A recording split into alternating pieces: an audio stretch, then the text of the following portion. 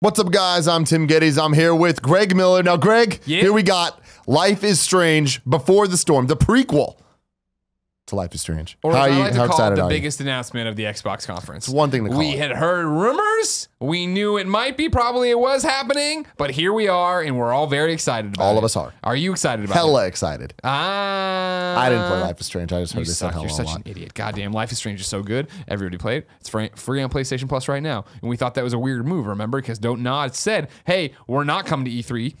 But we're working on Life is Strange 2. And then all of a sudden, Life is Strange 1 is free. We're like, oh, okay, that's interesting. And then here it is. Before the Storm, the prequel to Life is Strange announced today. Makes sense. Not made by Don't Nod, though. That's an important note. Don't Nod did not lie about this. I have their whole blog post here. Deck 9 Games are the guys and gals who are making this one happen. The prequel to Life is Strange. And talking, here about Rachel Amber and Chloe coming together. Now, here's what I'll tell you about this. A lot of details from the announcement today. Didn't expect that. A lot release date, really quick. August 31st. 1 of 3 episodes. Didn't expect that either. I feel like we have a lot more concrete information than I expected to have when it got leaked that it was going to be coming up, right?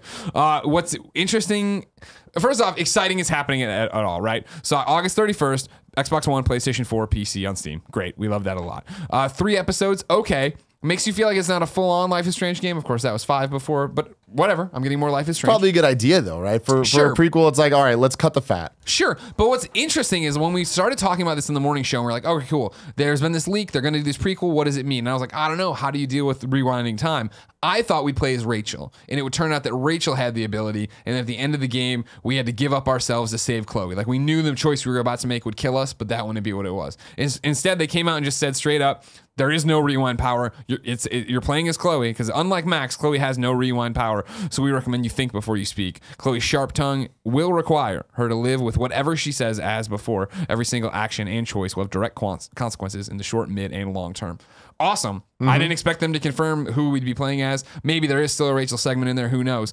Also interesting, though, is the facts that they call out here that, so it's this 3 episodes here, right, to make up Before the Storm. However, if you get the deluxe edition of Life is Strange, you get a self-contained episode called Farewell. This is your final chance to play as Max, and it says it's, quote, takes place long before the events of Before the Storm.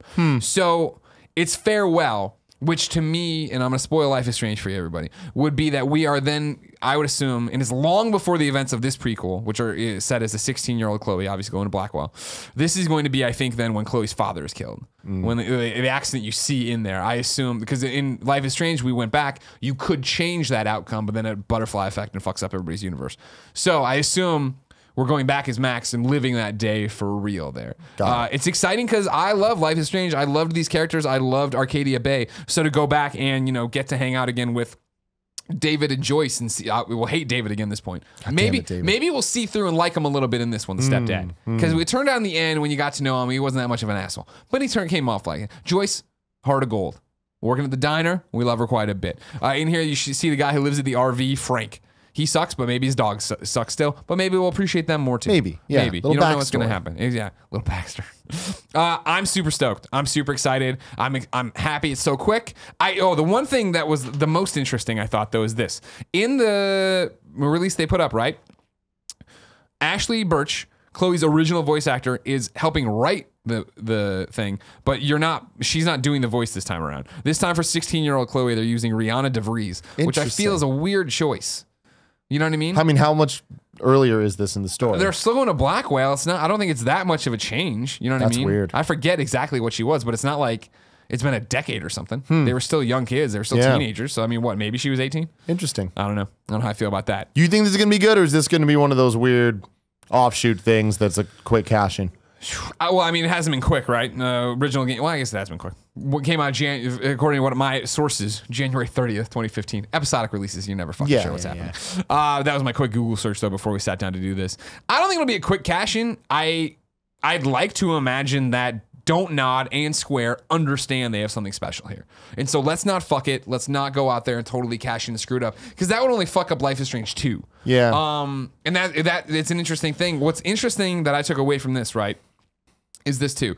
In the post here that they put up, right, they're talking about how a lot of people wanted to play as Max, right? But they say, due to the way in which the first game ended, we didn't want to canonize one group of players' choices over the other, right?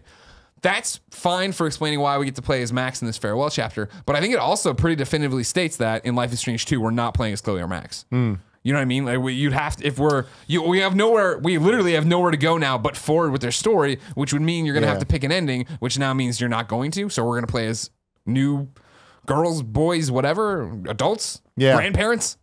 Yeah, it's interesting. This whole thing, it seems a bit inconsequential to me. It reminds me a bit of the Walking Dead, like the Michonne series. It's and more stuff like 400 Days, I think, is what it reminds me of that one. But I think the point is like, the whole thing about Life is Strange is that when I sit down and talk to you about Life is Strange, I don't ever sit and talk to you about, oh man, like it was so cool to rewind time and do this. And I talk about the personal connections to the character. So to see how Chloe and Rachel Amber become best friends or whatever, I'm interested to see what that's all about. And I don't mind. Yeah, I want to see. And I'm sure it ends with me dyeing my hair.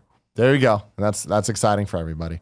But I mean, that's the thing. Is to me, as someone that doesn't care, this seems inconsequential. But I'm excited. But I think for fans, someone that's a fan, this seems like fan service and something that you want to have. So very cool. Let us know what you think of Life is Strange in the comments below. Stay tuned right here on youtube.com/kindafunnygames for all of your E3 2017 coverage. We're gonna have a great time. We are. Yeah.